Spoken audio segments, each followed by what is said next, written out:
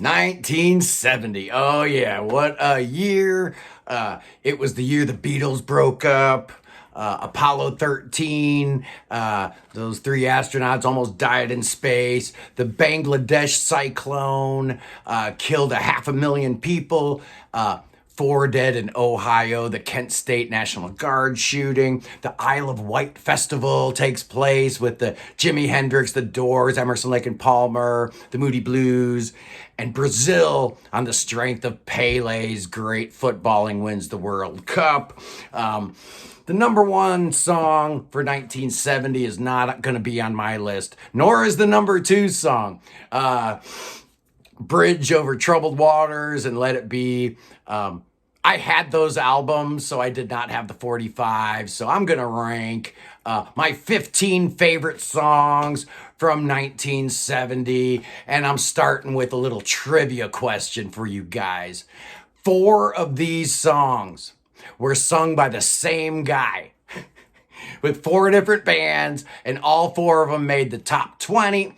We're going to talk about that in a minute. Think about that. See if you know the answer to that. At number 15, it's Neil Diamond and Cracklin Rosie. This came out in August of that year. It was... the session musicians were the famous Wrecking Crew in LA. This was Neil Diamond's very first number one hit. The single was in mono. The album was in stereo.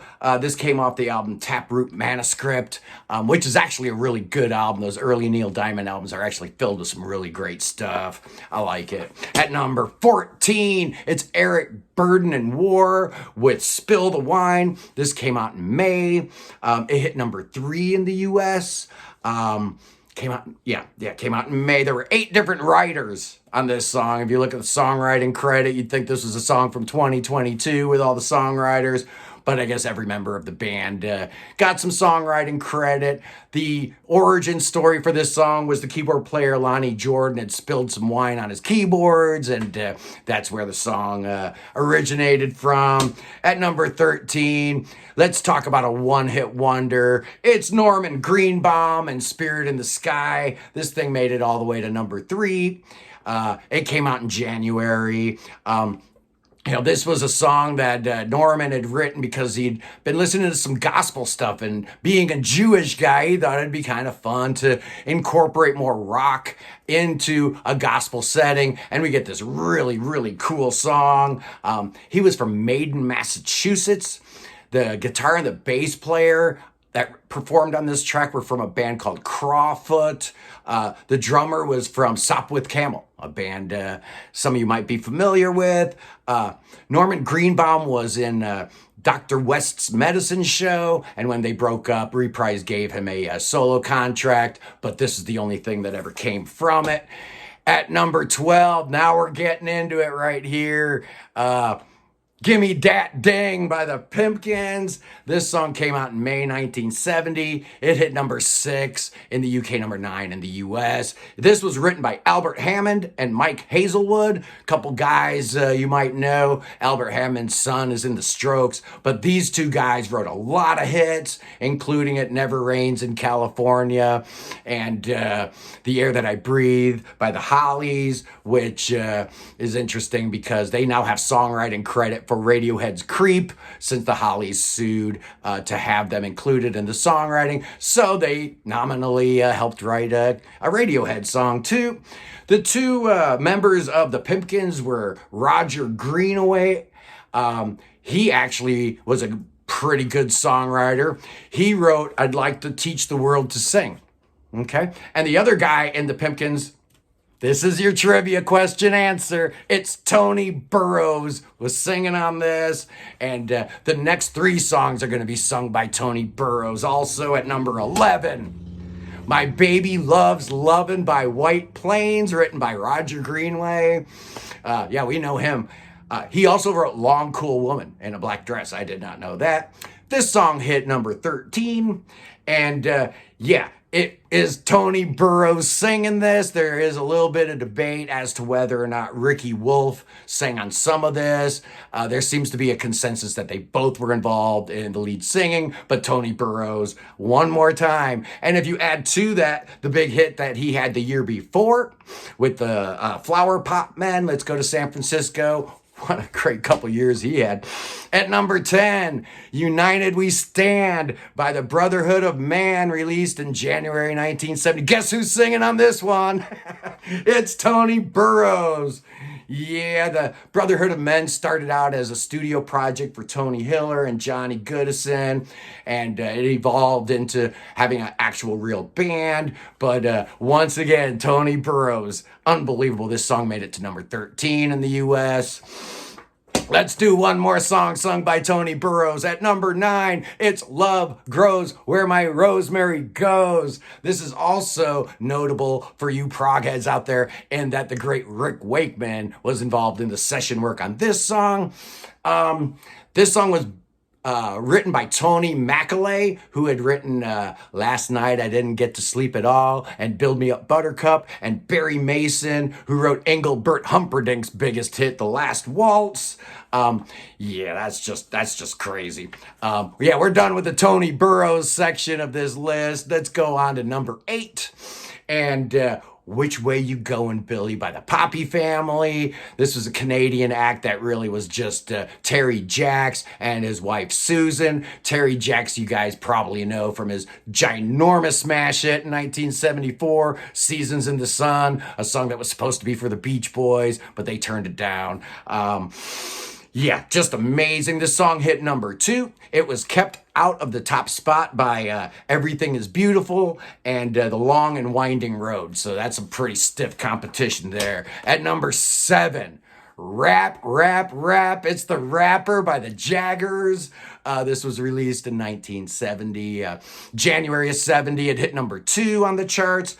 This song was written by Donnie Iris, which I did not realize that Donnie Iris was part of this band. After the Jaggers broke up, he joined Wild Cherry, and then he went solo and had a ginormous hit in 1980 with Oh Leah, which is kind of the theme song of the city of Pittsburgh. I love The Rapper. I think this is an amazing song. It's got that cowbell all the way through. It's just so good. It's got little or nothing to do with hip hop, although I would like to report that this was one of the, pioneers of that genre. It is not. It's got nothing to do with rap, but it's a great song. At number 6, it's James Taylor and Fire and Rain, released in August 1970. This was on a Sweet Baby James album, and it hit number 3 in the U.S. There's a couple different thematic things that were going on in this song that relating to things going on in JT's life at the time. He had a good dear friend of his commit suicide. He was going through rehab, and he was also feeling all kinds of ways about his first band, The Flying Machine, failing. So, he had a whole lot going on, and he put everything into this song. Also very cool, very notable is Carole King is on piano on this. Just fantastic. At number 5, L-O-L-A Lola. Gotta have the Kinks on one of these lists, right? Released in June. This thing hit number 9, and it certainly would have been a lot higher if it wasn't for all the controversy about this song being about a drag queen or some kind of trans man or trans woman. I have no idea, but it was a really, this was a controversial subject back in 1970. Another controversy, more headwinds this song had to deal with, was a lot of people were worried that Coca-Cola would sue them. So a lot of stations didn't want to play it. The Lola character comes back years later in 1981 in a song called Destroyer. Dave Marsh of Cream magazine said this was the first significantly blatant gay rock ballad, and Robert Christgau said it was astounding. Every now and then I agree with those guys. At number 4, John Lennon and Instant Karma. Yeah, what a great song this is. This went all the way to number 3 in the U.S., but it was battling Let It Be at the time. They were both on the charts, battling it out. This was the first Beatles solo single to sell 1 million copies. These were the same people who were in Toronto for the Peace for Christmas concert in 1969. So you got Klaus Vorman, you got Billy Preston, you got John Lennon, and of course, you've got the great Alan White on drums, Phil Spector producing. If you don't know this song, why are you even watching this video? At number 3, a beautiful song about domestic bliss. This is Our House from Crosby, Stills, Nash and Young. This is obviously a Graham Nash song. It was written by him while he was living with Joni Mitchell in the Laurel Canyon. And I guess he's driving down the Ventura Highway and he buys her a vase and Joni's got a couple cats. I guess Graham hates this song. I love it. I've always loved this song. It is so peaceful and so beautiful. It still brings a little tear to the old eyeball when I listen to it. At number 2, let's get all horny with the Ides of March and Vehicle. Oh yeah, 1970 was a time when there were so many of these horn bands, Blood, Sweat and Tears and Chicago and The Flock. And I had one more, Ides of March. They were from the Chicago area. They had this big hit and the label rushed out an album. The rest of the album's not any good at all.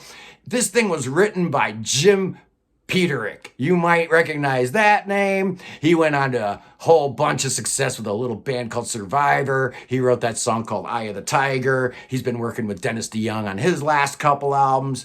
This song made it to number 2 on the charts, and what's cool about it is apparently there was 14 seconds missing on the master tape, so they had to work really hard. 1970 was, the dark ages for recording technology, so that was a big deal for them. Try to figure out which 14 seconds they had to redo. And at number 1, oh man, I love this song. Green-Eyed-Lady by Sugarloaf. It came out in August, got to number 3 in the US. The LP version was like 7 minutes long. When they did the radio edit, I think it clocks in just a hair under 3. I love both versions. This is one example of the single edit being just fine. This band started out as the Moonrakers, and there's another band called Chocolate Hair, and that's where these people came from. Is it going to go off again? Yeah, second time, every time. I'm not reshooting this. There's no dang way I'm shooting this. They did have another hit later on, so Sugarloaf cannot be categorized as a one-hit wonder. They had a hit back in 1975 called Don't Call Us, We'll Call You. But by 75, they were done, and we never heard anything from them again. So that's 1970. I wonder how many of you guessed Tony Burrows. I had no idea. I loved all 4 of those songs as a kid, and I had no idea it was the same guy singing all 4 because it was 4 different bands. But yeah, I'm excited. Next week, we're going to be doing the long-awaited top 100 prog bands of all time. I'm going to be getting all the suggestions and comments and people talking about stuff and, oh, you missed this, oh, you missed that. For all the ones that I missed, I'm going to go back and rank those too. So we're going to have a good time over the next week or two, ranking all the prog bands, all of them, every single one of them. Anyway, I hope you guys have a great weekend. I will see you next week. Peace in the Middle East.